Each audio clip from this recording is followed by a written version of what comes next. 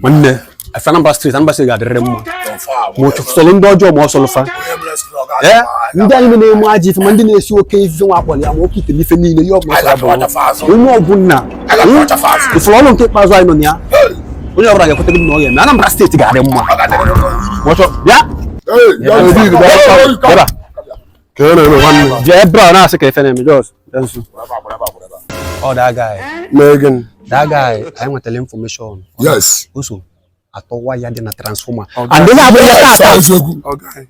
Big copan. Transformer. Simpam, c'est que ça qui t'a besoin.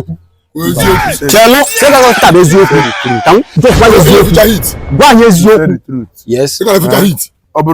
Wire transformer.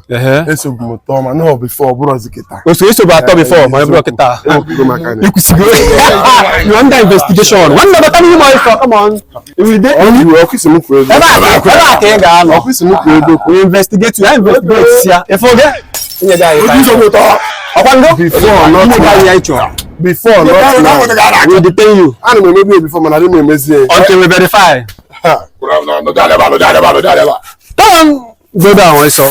And maybe we shall know but so far. Only so right. You're